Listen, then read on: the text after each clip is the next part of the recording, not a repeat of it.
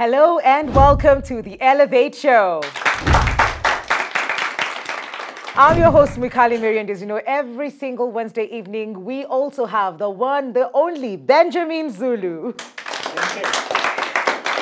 Karibu sana Benja. Unajua leo kwanza hii conversation. I don't know how to have it in style. It's heavy. This is me trying to make it not sound so heavy, but today we are confronting one of the hardest conversations that we have in society. And we're talking about child abuse. And most of the times we see children who've grown up silent, quiet, not talking about it, carrying shame, guilt, and all of that into adulthood. And if you're lucky enough, then you get around to talking about it. And today we have a survivor with us today who will be sharing in a few, but just to expound on that. Yes, reminds me also the holidays are here. Yes. And somebody said sometimes when you go back to home during the holidays, Yes. you find that there are some homes that are no longer the same because the person who used to unite people died. Yeah. All right? Other homes are no longer the same because the person who used to hurt people also died. Okay?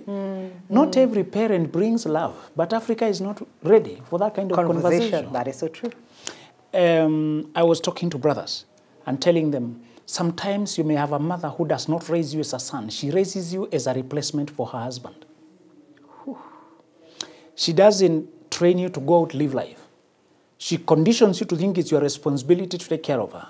So you're 30, you're 40, never lived alone. Women come close to you. They say they can't deal with all this because she cannot even allow anybody to come into your life because she has a competition with the core wife energy. And I was telling them, when many people cannot find out life, they tend to take it out on their children.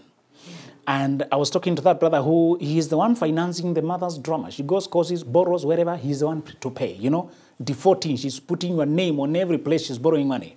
And he's the one supporting her dysfunction. When she's collapsing, depressed, he's the one now trying to assist and she's hanging on to him. And every time you try to put boundaries, you want me to die, you are the only one I have. And I'm telling them, the relationship between a mother and a child is not one of dependency.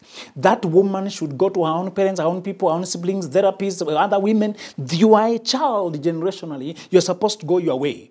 Are we ready now to say their children were not raised correctly? They were done unfairness. When they were young and vulnerable and so soft and receptive, they were spoken down to. They were transferred hatred. And to women, I was telling them this. Sometimes your mother cannot stand you receiving the love because she never received it.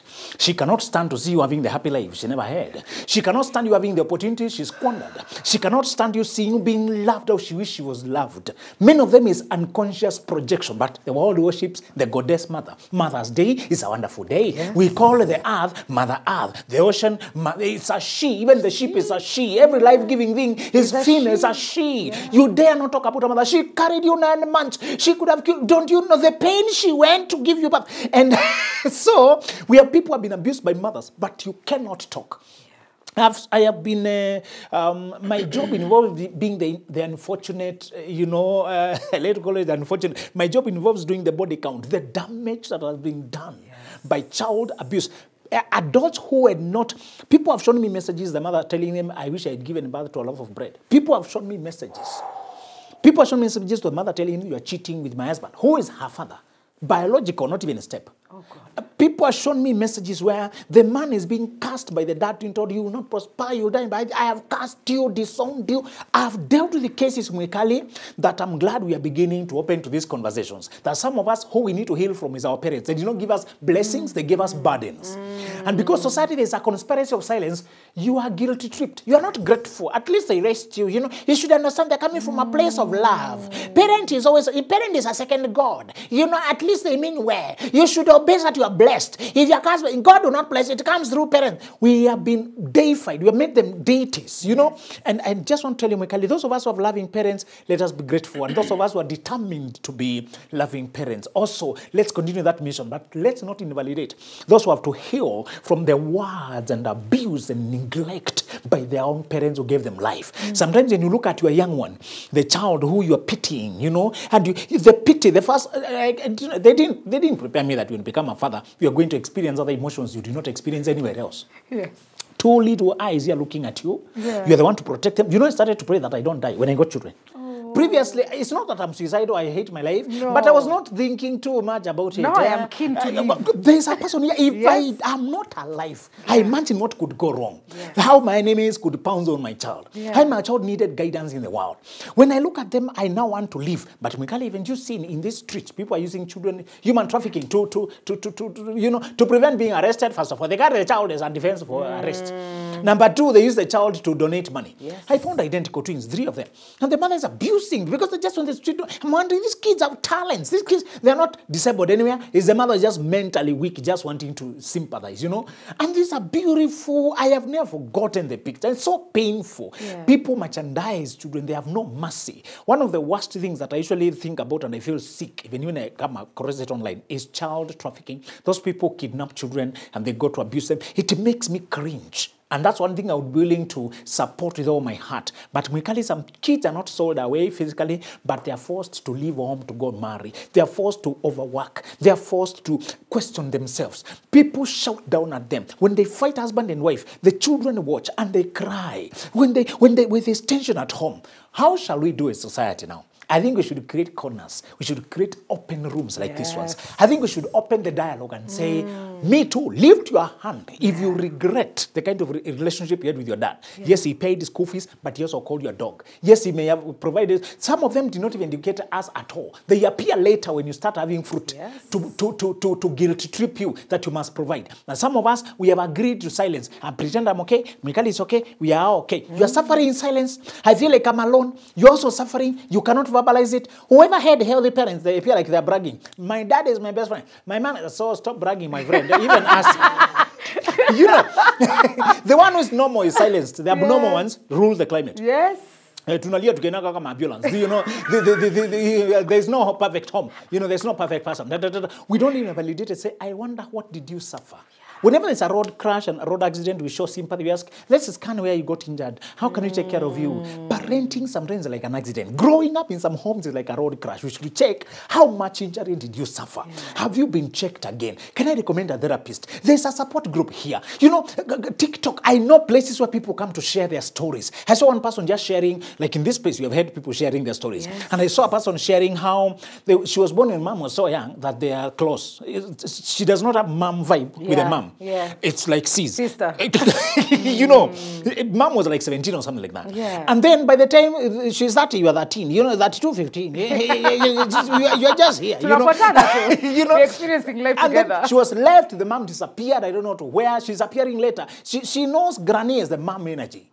They share a mother now. And now there's like, and then this woman gets married and she wants you to join my husband. Your husband. I think I have a life. It's okay. I'm okay.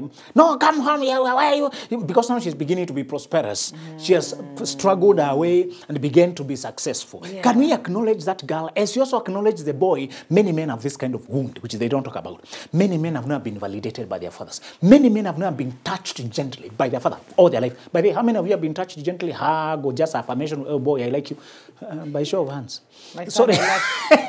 Many men have no relationship whatsoever with a tenderness from a father. That's why they are not tender to their sons. They leave before the child wakes up. They come home after the child has slept. Yeah. They think by paying fees and rent, they are doing enough fathering. Yes. That's the most regretful thing. Yeah, and from the time my son was so small, I would make sure the girls hug you naturally. I think girls are born with it. They just jump on you and they refuse to let go. Yeah. You really have to fight for the boy. Yeah. I had to teach the boy that you deserve tenderness from me too. From mom is most natural, the breastfeeding, the contact and all that. But many men don't wash the babies. We are not there, even to change diapers. We do not, the feeding, I think men, we have a privilege that is very evil. We get to... From inside. We get to say, I'm not good at that, and then we are excused. Yes. Can the mother say, I'm not good at feeding the child? No. Can the mother say, I'm not good in washing? No. I don't like changing the baby diaper. No. But me, I can say, it's not my thing. No, not my thing. And it's my child. What is that, guys? How unfair is that? That I don't like, I can't cook. Cooking is not my thing. Can the mother say cooking is not her thing? No. I observed the unfairness. I said, I will not say it, but this one is very unfair. Yeah. Because society allows me to just help when I can. Yes. You get to choose. Yeah. If I'm busy at work, they'll understand. I have grace today. You know? And it's wrong, you guys, if you ever step in kitchen and there's a celebration. It means you are so rare there.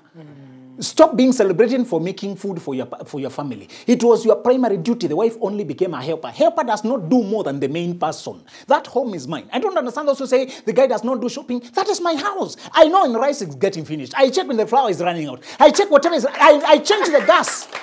And I quarreled early on. Why was the gas getting finished when the ugali was in the middle? Then there is a crisis. I asked them, is it illegal to have 2 gas cylinders? You know, because it was a crisis. My gas ran out at night. Can you bring me to Mefunga? And then I asked them, is it illegal to have a backup gas? You know, guys, come close to the problem and you will invent the solution. If it was my wife telling me to buy a second gas, I'll say, you are wasteful. Which forms use 2 gas, my friend? Can you, as a woman, learn to be economical? You know, be realistic. If it was a woman proposing it, I would reject. You understand it? Yes. But because I was close, that it got finished on me when I was cooking something. I said, it's now night and I have to really struggle. What next can a backup? Even if it's a small one. Thank you. Bring the backup. When this one, guys, go close to your home and you'll invent solutions that work long term. Don't step aside then you're being given a shopping list. Are you a visitor there? Go and check what is finished. That's one thing that I want to teach my son, that you're not a visitor here. You're not a staff special guy being brought by a cup with a remote, then TV, it's your time. Guys, keep quiet. Dad is watching. Nonsense. If the child needs to watch cartoon, the child has priority. I have patience. They don't. I have an option to watch from phone. They don't. You know, the child has priority, and I teach them that the weaker one requires more care, not the strong one. He's the weaker one who's crying to drive, and I indulge in my moment. I stop, and then they touch the steering. Then we negotiate. Now you have touched the steering. Now let's go. You shall drive when you grow up. You know, it's not like, control your child. Can you see I'm driving? Why? You are child. This is my child. Just to say, guys, let us model, let us open the platforms where those who are treated wrongly can hear affirmation. And those of us who are now parenting, let us do what we wish was done to us, like being kind, tender, present, and patient. After work, for men, go home. That's usually my prescription. After this, go home. Go home. Once you become a parent and you marry, if you don't want to go home, don't marry. If you marry, go home. That is the only option you have, okay? Go home. When you have a child, go home. When you have family, go home. And those of us who are struggling, let us hold their hands without judgment. Absolutely. You said it perfectly, because those corners, Elevate is one of those little corners, those beautiful corners. And today I want to ask each and every one of you to hold a safe space for our guest today. She's called Bonilla Adhiambo. She's 39 years old and she's going to be sharing her story with us. Let's give her a round of applause.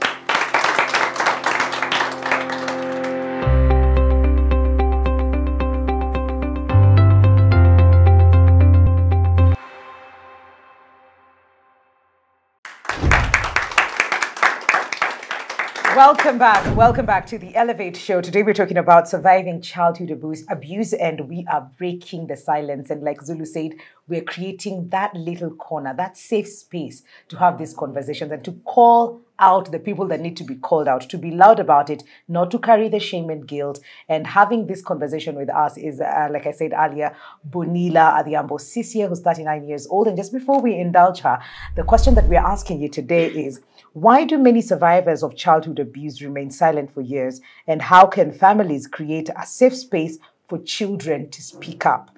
Why do many survivors of childhood abuse remain silent for years? And how can families create a safe space for children to speak up? That's our question to you today. And TV Kenya on all of our social media platforms, all right? Bonilla, karibu sana. Asante. And you are brave. Asante. You know, she was saying that she's never had this conversation in front of cameras. So it's like, are you okay? It's like, I'm going through therapy. Wow. I am facing it. I am doing something about it. So it's like, congratulations on that front. Asante. Na pengine turudi, umelelewa Nairobi, ulikuwa na siblings, ukiwa mdogo kwa sababu unajua ili happen ukiwa around 9, 10, 11 years. I hope umesikia jina yangu. Unaweza irudia. Iseme vizuri, pengine nimeisema.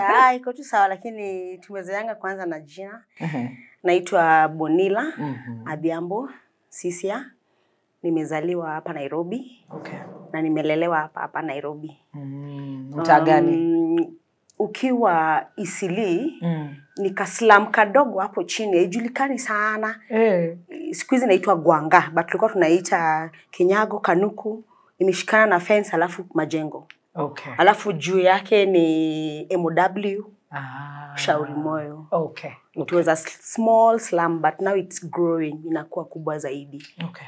Hapo ndo tumelelewa, tulizaliwa hapo na tukalelewa hapo. Then later we moved.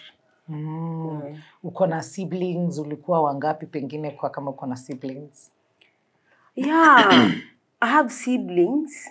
Babangu alikuwa na wanawake kadhaa. Alas. My mom alikuwa mdogo. Alikuwa na bibi mkubwa. Alikuwa na watoto 4. Alafu the second one alikuwa na 3. Alafu mama yangu tulikuwa 6 na mmoja alipass, tukabaki 5. Okay. Yeah. Mlikuwa mnaishi nyinyi wote mahali pamoja ama mlikuwa mama mdogo ndio alikuwa anaishi pengine Ugwango? Sijui kama nimesema vizuri. Gwanga ama Kinyago. Kinyago. Yeah. Mimi nikizaliwa, nikigrow kwa mama yangu na baba yangu, sikuwahi ona the step moms. Aha, okay, so walikuwa present. Yeah, they came later. Okay. But tulikuwa na step brothers na step sisters. So I was the firstborn kwa mama yangu, but not the firstborn kwa baba yangu. Okay. Okay. So tulilelewa nao, na nikianza shule tulikuwa tunao step brothers zangu na step sisters zangu. Okay. Tunawajua. Okay. So it's like their mother kama alienda, tukabaki nao. Na watoto. Okay, lakini mlikuwa mnaishi tu poa. Tulikuwa tunajaribu. Okay. And then so when you got to 9 years, what happened? I was around between 9 to 11 hapo. Ndio nikagundua kuna kitu inafanyika mbaya. Nilikuwa around 9, 10 years hapa. Nilikuwa nakuanga abused. So mimi siko najua nini inafanywa. Mtu wa 9 years hawezi jua. Alafu pia wazazi hawajakuwa na hiyo kama sahi. Unajua wazazi wa sahi wanajua kuongelesha watoto wakiwa around 3 years, 2 years, hata shule wanaimbiwa. You should not touch my private parts. Those days hatukuwa na vitu kama hizo. So unapata when mom is not around, my mom alikuwa anafanya biashara. She was a hairdresser, and before she became a hairdresser, alikuwa anauza samaki. Okay. So alikuwa anaenda kwa barabara huko, tunampeleka alafu si tunarudi home. Anatuambia turudi kwa nyumba. So nilikuwa nakuwa abused. Na sikuwa najua nini inaendelea. So the more na grow, najiuliza, wananifanyanga nini? Ilikuwa mtu unajua, mtu wa familia, ilikuwa neighbor, ilikuwa nani? Ilikuwa neighbor. Haikukuwa neighbor? Nilikuwa family member. Okay. Ni mtu ulikuwa unamuona kila siku? Ni mtu nilikuwa namuona kila siku na namuona kila siku hadi wa leo. Si kila siku but namuona bado yuko. Okay. So the more nakuwa mkubwa, naanza kufeel, unajua mtoto anajuanga hiki tunafanyiwa si mzuri but sijui ni nini. Na ulikuwa unaambia mtu yoyote? Sasa hapo ndio shida iko. Sikuwahi share na anyone.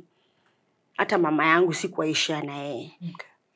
Mom was good. Alijaribu tukaenda shule, alijaribu tukapata chakula. My dad was there. Pia alikuwa na hustle tu kivyake. Alafu make sure tumepata chakula. Lakini I'm sorry to say so, mama alikuwa mkali. So ni kama nilikuwa naogopa kusema. Okay. Ni kama nilikuwa naogopa kumwambia. Hata hadi nimekuwa mkubwa, mepass nikiwa mkubwa na I never shared. You never shared with her. And when this ni relative, tumute tu relative. Alikuwa akiweza kupata opportunity saa ngapi? Pengine wazazi wameenda ama Sorry.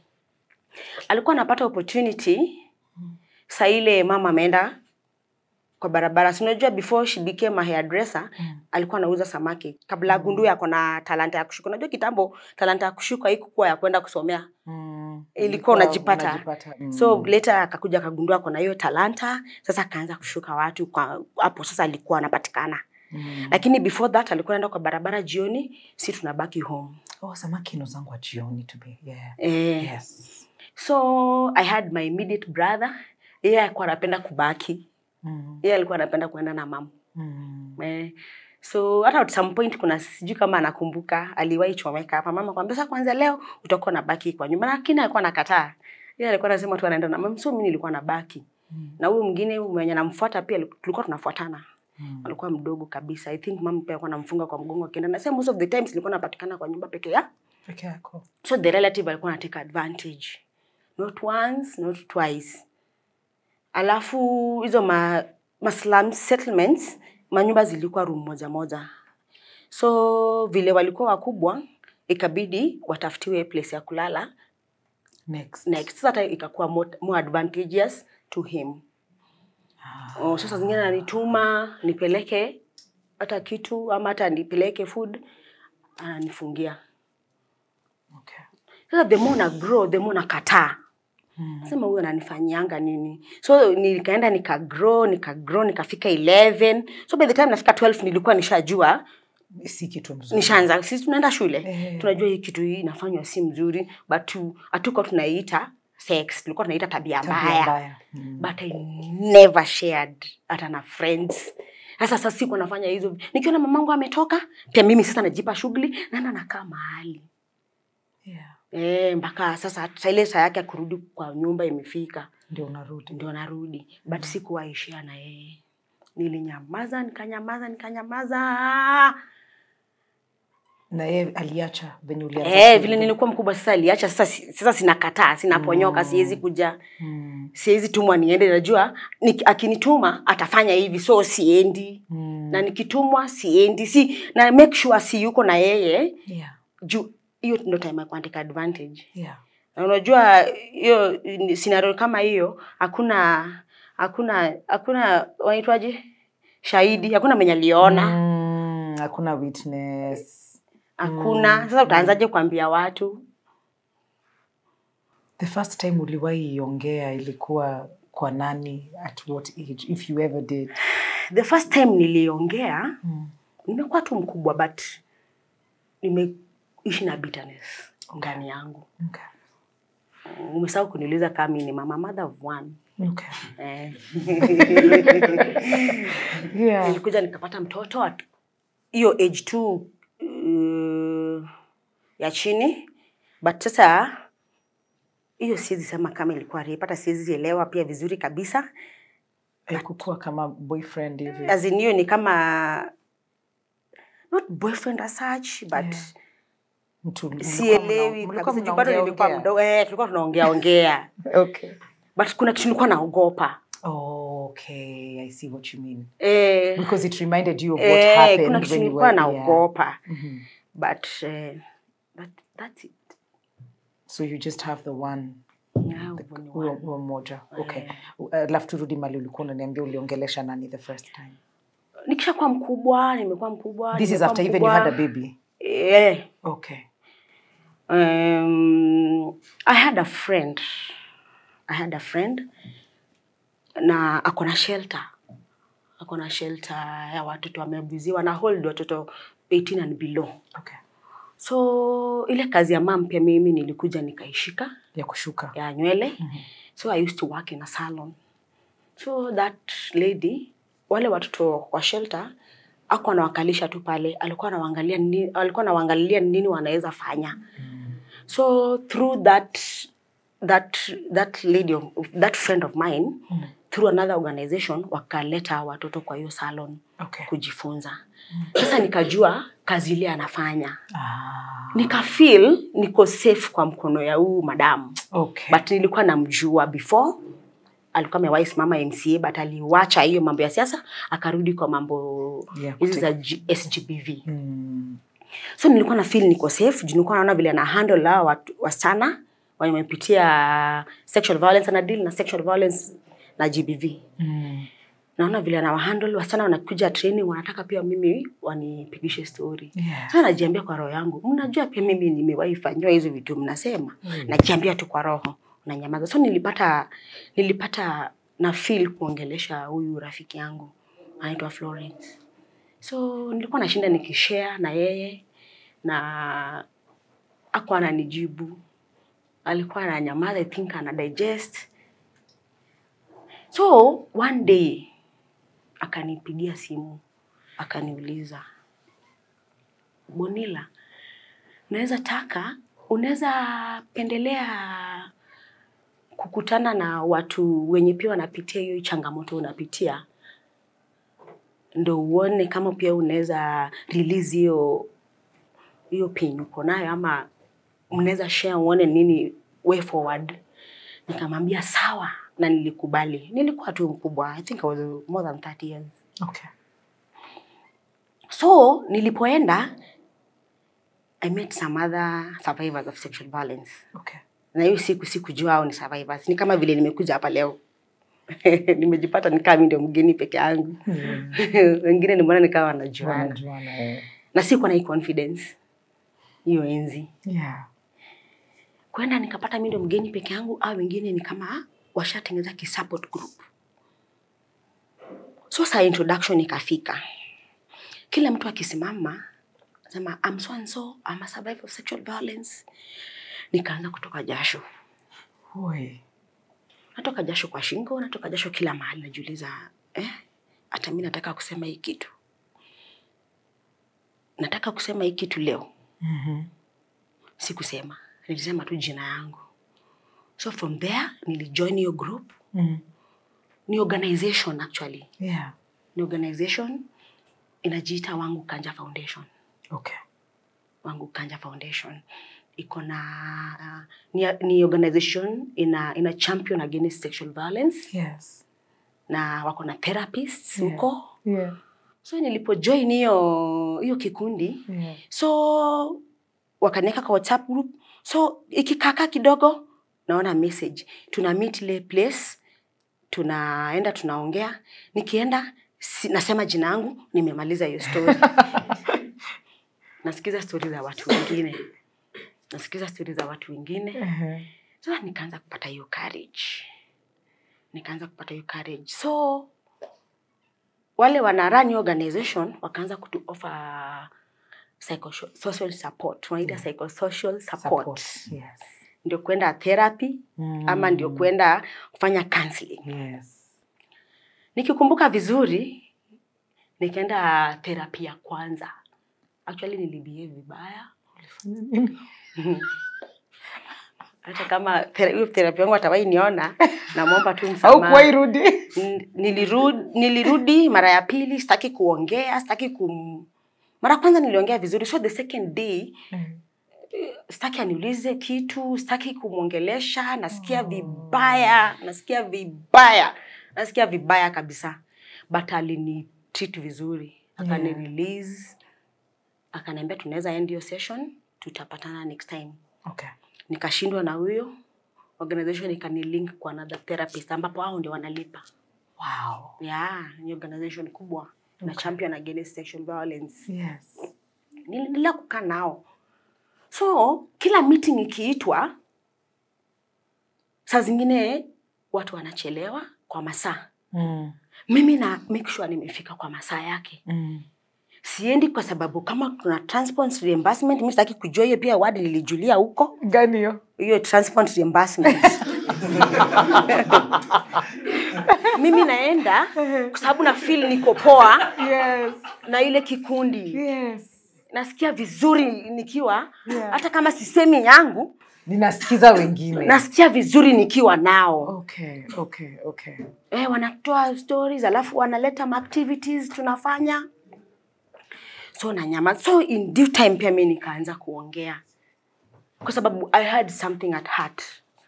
Nikasema ile siku God utanipea nguvu na utanipea moral, nitaongelesha watoto back kama village zile tunatoka. Yes. Ambapo hii kitu inafanyika. Yeah.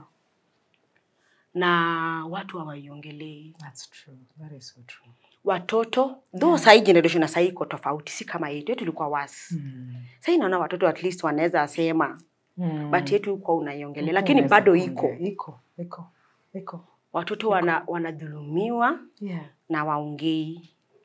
Mimi niko happy kitupigia historia yako ya venye unaenda tu unasema jina yako na unakaa chini, and to think you're seated here telling the story and using your voice that you couldn't hata ungeweza, lakini sasa hiyo sauti ndio unaitumia to just singeweza. Yeah. Singeweza, hata nilikuwa natoa tu word moja machozi. Yeah. Siwezi fanya chochote. Back to the perpetrator, si ni family member? Yes. Kuna vile anataka ni behave. Anataka ubehave. Yeye ndiye anataka ni behave.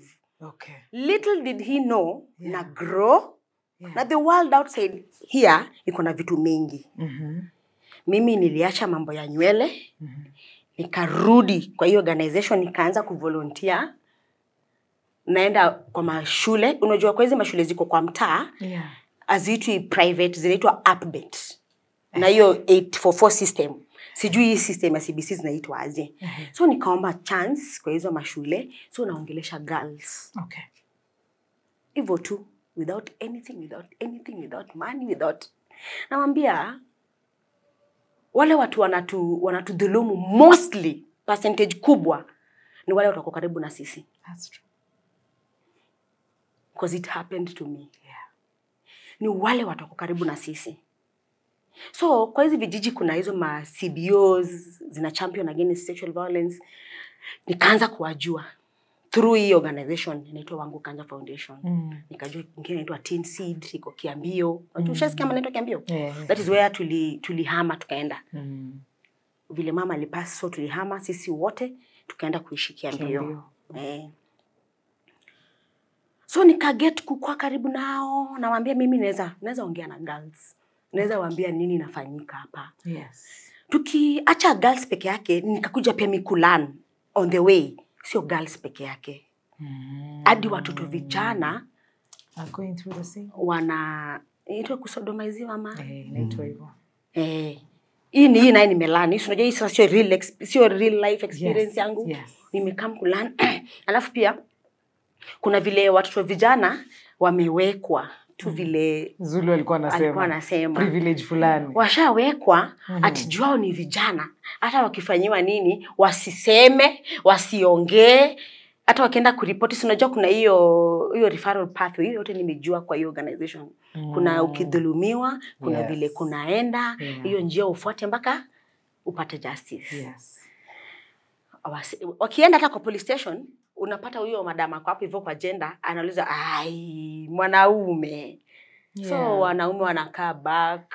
So it's interesting that wako na privilege, lakini when they step in to show this other side, then they are also put down, Zulu. Yes, and I think the problem she's trying to emphasize is when you look at poor communities, we only see the lack of money. And then you pity, oh, poor guys have no money. Poor guys, poor economic activities. But when you come close, you realize the lack of money is just one of the problems. There's lack of safety. There's lack of, the girl child is not safe. There's lack of space. Look at the setup where somebody can conduct abuse for so long because there's no father present to protect. Mom is going to work, kind of hustling that does not leave a lot of room, you know. I think Mwikali, and we are not saying it only happens with the poor community, just saying, let us begin to sympathize where people were born. They did not choose it. But like they were born and handed over. It's like born when lions are watching, you know, to pounce on you. And Mikali, one of the things, it is so sad that she did not relate it directly, but when girls are being abused sexually, that area becomes disturbed. It's like a wound that needs to be scratched. So many of them go on to have a lot of loose sexual, casual sexual. It's an itch. And they're not even conscious what they're doing.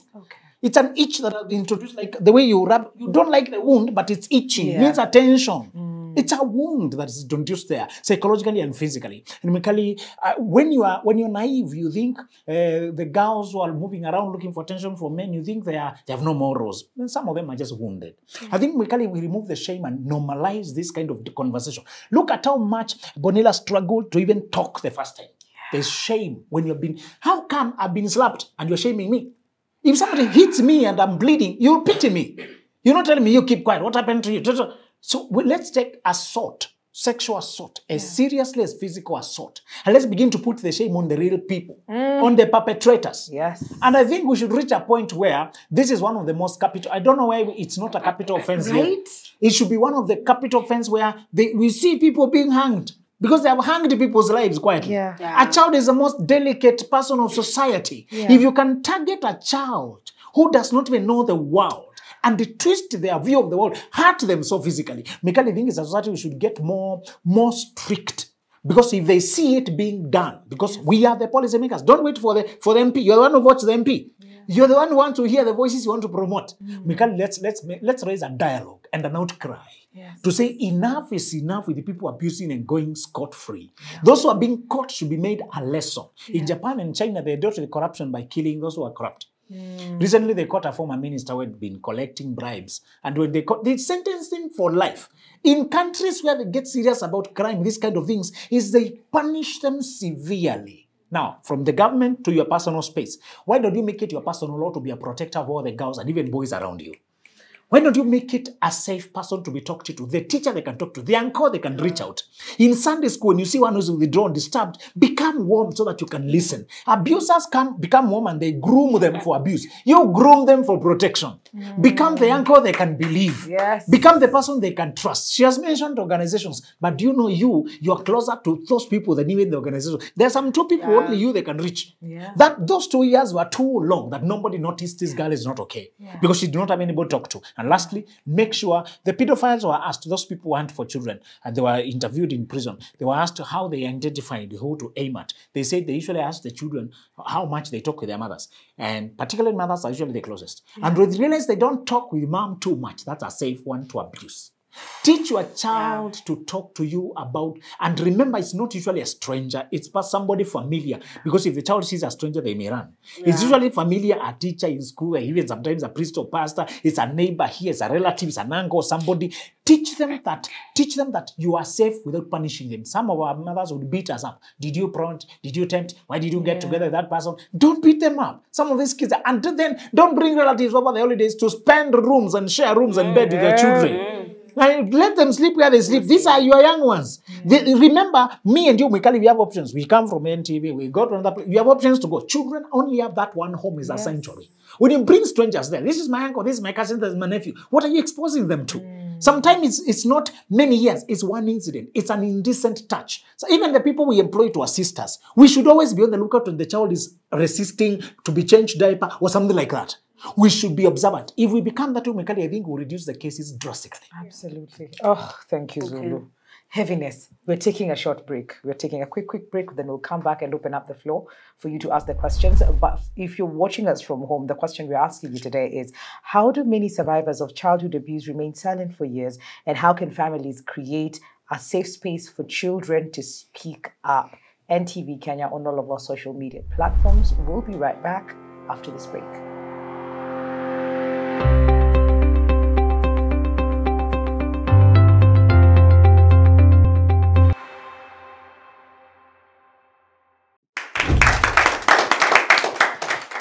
Welcome back to the Elevate Show. And today we are breaking the silence. We are creating that safe space. Thank you so much, Bonella, for sharing your story with us. I know there's so much more to it. And before we come to what we are actively doing now in terms of like having these conversations with other people and the perpetrator, venye umesema tu unamuonanga, pia tunataka kujua, are you intending to do anything about it? Are you intending to probably talk to them? Ama hiyo uli ndio tuna work on. But before we get to that, as you marinate on that, we'll open up the floor for just two questions. We'll start with Brenda at the back. Hi, good evening, guys. Good evening. My name is Brenda, and my question goes to Bonita. You say the perpetrator is someone you know, someone you see even today. How does he behave around you, knowing that he knows what he was used to do to you while you were young? And how safe is this guy around other people? Because a perpetrator is still, even if he's old right now, he still has that thing inside him. And is there any punishment that he has gone through? And how sure are you, him being around young kids, how sure are you that you can protect those kids from him because you have experience from him? How can you protect kids from him, because you know him? And have you faced him? Have you now faced him because you have the experience from the organization? Have you faced him and confronted him? And has he given you any explanation or sorry, or is he even sorry, or how is he? Nilikuwa tempted kujibu kabla ajibu, nika realize mimi naitwa Mary. nika hold, Bonilla. Being that the perpetrator is a family member, see, I've just said that what tunaona mara kwa mara. Yes. It might not be on a daily basis, but tuna meet kwa family issues na vitu za family. Yeah. So after the incident, because it was not one incident. Yeah. Incidents kadhaa. See, I refrained. Sasa nikaanza kutoroka. Yes. So I kept silent for all those years. I actually behaved as if nothing happened. Okay. Yeah, I behaved as if nothing happened. Ye pia akakuja katulia as if nothing happened. Sasa, but iko ndani. Mimi nikimwona na feel. But na kaza. Ndio nisiongee kwa family members. Unapata? So, ikafika age yangu nikiwa mkubwa hivi, nikasema mimi nataka kuongea. Okay. Na ninataka kumface. So, on the other side of the coin, create ka character kingine. Sijui ni mkali, sijui yeye ndio kuna tu vile amejieka ambapo huwezi mface. Unapproachable. Vizuri. Unapata? So there's a day I was with a friend of mine. Na siwezi ogopa kusema hiyo siku. I don't drink, but yeye anajua mimi na drink. Hata kama ni kukunywa pengine kawaida kadogo. But rafiki zangu wengine wao wana drink na tuko kwa mtaa. So tulikuwa tunapita. Kumbuka nimesha kwa na hiyo feeling, nilikuwa nataka nimuongeleshe mimi kwa uzuri, tuombane msamaha, but ataki. Unapata? Yes. Kumbuka nimenyamaza na hii kitu kwa family mali tumezaliwa. Hakuna brothers wanajua. Hakuna hata hiyo side yake ya familia yake, si kuna family. They don't know. Family wote hawajui. So unajua nikitaka kuanzia kuongea hii kitu na kanika mimi ni mwenda wazimu. Actually na hivyo ndio vile family ilinichukua. Uliongea? Ilibidi niongee. Okay. So hiyo siku akona attitude. Mimi najua hiyo attitude anaifanya juu ndio nisi napata. So nikapita siku moja mahali yako. Nikasema tu hi. He never answered. But anashinda akisema si unajua ni family. Nimekwambia ni family. Ati mimi nimefanya makosa tu za family. Sasa nashindwa mbona na family watu kwa sana. Mbona anasema tu mimi nimeongea na asemi ile. Okay. Kama mnanipata kabisa. Asemi ile. Sasa unajua hii nini uchungu inazidi kipile. Yes, watu pitana. Nilikuja nikanyamazia kitu ni kama iko haifanyika. So tukipitana kwa mambo ya familia, hizi mambo sijui kuna shida tunafaa kuchanga kitu ama pengine nimeongea vibaya, unajua tu familia mimi ni mtu. Mimi si mawe. Sasa zingine naongea vibaya ndio unapata. Oh, Bonilla aliongea vibaya, alifanya hivi, unapata? Kwa nini anaongelea hii yenye nimefanya saa hii na kuna yenye mimi nimenyamazia? So hiyo siku nikipass by I was with my friend. Nikamsalimia akakataa kujibu. Nikamwambia wewe, in fact niliact vibaya. Sawa. Nikamwambia wewe, mimi hata usiniambie kitu. Unajua wewe ni rapist. Unajua hivyo. Akanifuata. Of which ningesimama angenipiga. Okay. So nikaanza kutoroka. Ubeshti yangu kashtuka. Kanambia umesema nini? Nikamwambia sijasema kitu. We tulia vile umesikia hivyo. Nilikuwa na machungu.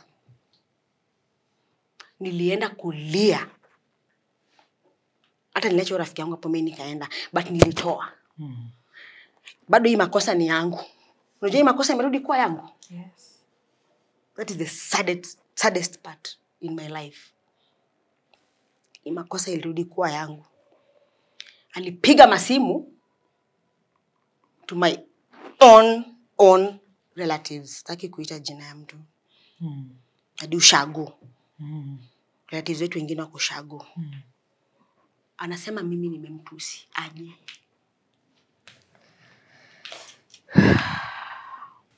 Nimemtusi kwa barabara. Kuna watoto wakubwa. alienda kawaambia mimi nimemtusi kwa barabara. Umemwita rapist. I had to go kwa simu yangu. Niko na hizo nini mpaka na waleo. Kaambia the sons they are big. Mimi nimemtusi. So kuna siku nikifanya kazi ya community walini confront. Wakaniambia kwa nini unatusi dadi yetu? Nikamwambia you are kids, you don't know anything. Kama nawaambia hivyo mrudi kwake awaelezee kama nilimtusi aje. Hapo anawaambia hiyo part. Hiyo part hawezi sema. Okay. And I was praying for this day. Mungu ni nani? Nikamwambia God ukinipea opportunity nitasema.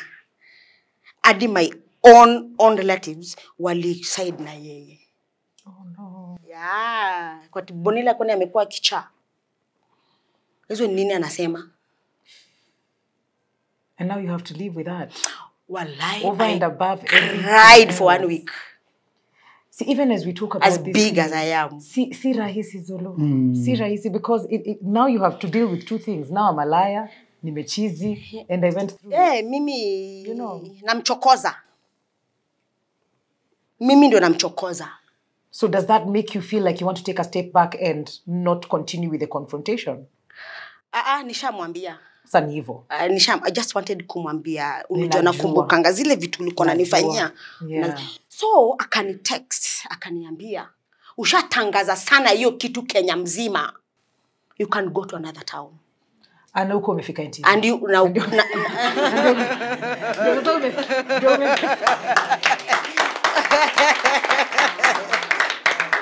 But alisema naweza enda kushtaki, tutaenda kotini.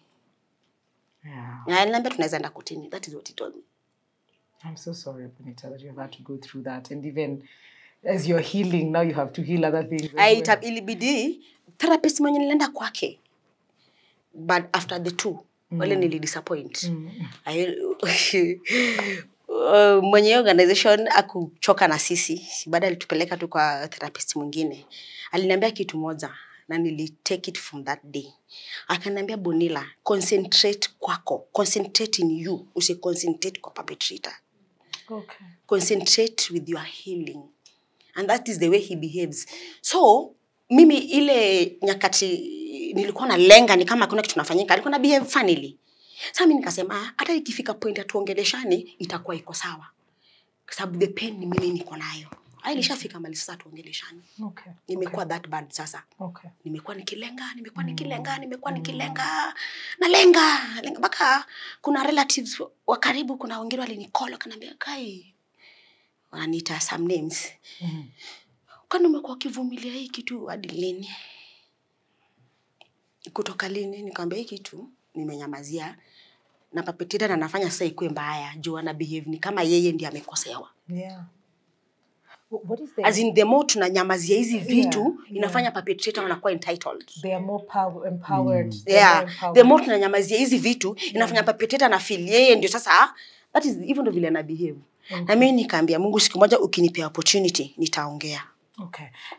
Naona ninaambiwa muda wetu una fly. But Zulu, the heaviness of that, even before we take the final question, the heaviness of having to deal with that and how important it is, what she said about dealing with yourself without focusing on the other person.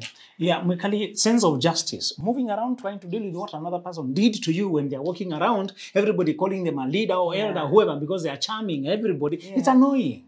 But Mikali, the perpetrators, one thing I usually advise them is work on your own forgiveness and healing and then trying to get financial power. Africans don't respect you when you have no money. If you try to get self-reliance, no migrate umeenda kwa kakazi kako, you have set yourself up, you have a decent life. Yes. You can one day pop in and force a dialogue because you have decency and you have money. Okay. It's when you look poor and they end up continuing. When you appear like you have money, people can't dare you because you can actually go, isn't it? Yeah. If you have been violated, Mikali, it's unfortunate, but this world respects power. Try to become powerful, not in terms of very rich, but self-reliant. Yes. Yeah. Get your own income so that you are not being fed by anybody. Yes. When you're not being fed, you can stand on your own 2 feet and say, I've come here, my friend, to close some chapters. And I've come to register to you that don't think that it has been deleted. I am not Dogomoth. I want you to complete the conversation. Yes. Always reach back and find a witness where it's safe. You can even get them brought to police station. I say, I'm not here to arrest you, but I'm here to tell you that what you are doing, if you do it to another person, we are watching. I think we should not let it unaddressed. Yes. She tried. She was just too weak still. By the time she tried, she did not have anything respectable. Yeah. But if you have your own life, financially especially, and you can try, people don't know what you're capable of, and they're likely to respect you. Yes. Oh, goodness. Mimi nasikia tu mtafute. Let me go back to being the host. We have another question. Thank you. Yes. Okay, mine is to congratulate her for being this hope. And not so many of us can stand out and tell our stories. Of course, so many people have passed through the same, but they didn't have that courage. Thank you so much for speaking up for the 99 other ladies and male also. And my question goes to Benjamin Zulu. So since this thing will never stop, ni kama tu like, hata tuseme for instance her case, she tries to go to court to report it or stuff, the definitely chances of getting justice is like 2%. Because there's no witness and she was ni miaka You kitambo. said, she said, he said. Yeah, so na perpetrator still is there, akona watoto. Does she have a baby girl? Yeah. Does the oh my He god. has. But she's Protective. Okay. Yeah. So my question is, what can be brought to broad light to the awareness of the society, of the people? Because it's global. This thing is global. That's true. So what can be done to minimize, at least hata kama hakutakuwa na super justice, justice will appear. What's your name again?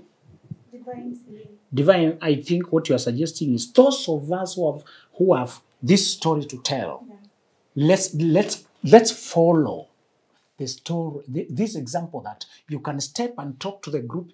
If we normalize lighting candles of conversations all around, I tell you, these people are usually cowards. When they know people are watching, they are more careful. They are not that powerful. They depend on secrecy and the silence. Let's normalize, particularly we men. When men begin to champion protecting the girl child, the women, other men fear because we are capable of taking action. And I want to encourage women, marry men who are at home. Stop these polygamy things. The man cannot distribute himself. When he's doing the circles, the predators are doing the circles behind him, isn't it? Yeah. When he's at home over there, the other predators are crawling over here because they know you are scattered. Yeah. Get your children and protect them so that they know if you catch them before the judge, you'll have cut them. You know, some of us, we cannot really wait for the judge. If I find you near my daughter, you know, I'm not advocating for violence, but I'm just saying I can't wait for the court to be decided 13 years from now. Hey. When my child's life has been ruined. They know when there's a man present. Register your presence and let them see that your child is free with you. Lastly, Mikali, next time you check children playing around, the child who is close to the dad has a certain energy that you can actually read. Confidence and buoyancy. And they usually can face you and they talk. Children who have fathers who are present, who talk to them, they talk to anybody in the world. Those children usually don't flinch. You've noticed that? Yeah. They have a confidence that is delusional. Yeah. My dad will beat you, and the dad is not here. The dad is very far away. Yes. But my dad will beat you. Brothers, we are that powerful. You can inspire your daughter to even speak up and say, no, you can't do that. The moment they speak, this one knows, this one will report. Teach your child to talk to you. And Mikali, as I was saying, speak to your children before they get into situations. Before the situation comes, they usually refer to who they are free with. When they are free with you, they will tell you. Yes. Always be careful about the teacher. Be careful about the uncle. Be careful about the nephew. Be careful about the worker. Be careful about the gateman. Be careful about your brother. This world is that ugly. Yeah. Be careful with every other character you're bringing there. The fundi. Anybody. Be careful. Nowadays, even the nannies, Mikali. Yes. They wash your child and they touch them indecently. Yes. Be close. Don't hand over your child. Even doctors, don't hand over that they disappear into a room. This is my child. I'm going to the room with you. Whatever you're doing, I'm witnessing.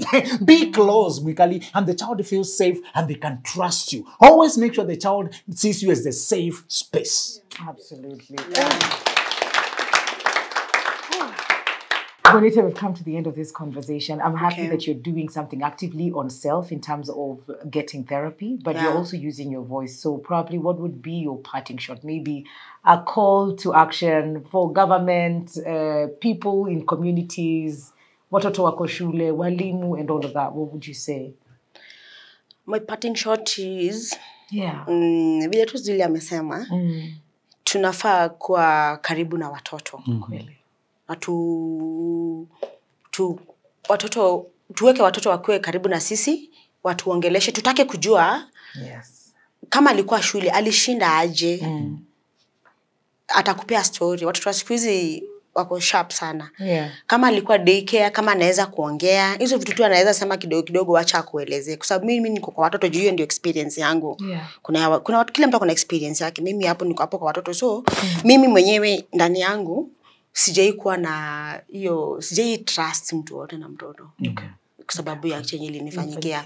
So tuweke watoto karibu, na pia organizations zi create awareness, wazazi create awareness kwa wazazi. Wazazi wasi assume ati mali aliacha mtoto ako safe. Taka kujua mtoto alishinda aje. Na utake kujua kila sana, everything, every little step ilifanyika kama uyuko the whole day. Wasikuwa tu kwa maofisi na wajui nini inafanyika huko chini. Alafu government pia wanafaa kuweka hiyo kesi inachukua muda mrefu. Unachukua muda mrefu sana. Though wanasema tu wanafuatilia hizo wanafanya investigation, lakini warakishe kidogo. Justice ina take long. Alafu perpetrators pia, vile ule mwenzangu alikuwa ameniuliza, unapata ameshikwa alafu tena anatolewa.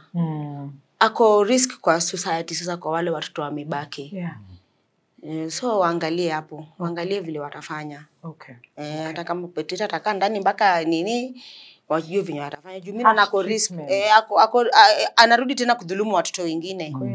Alafu wa mama, kama mimi, wale wako na watoto, vijana pamoja na wasichana.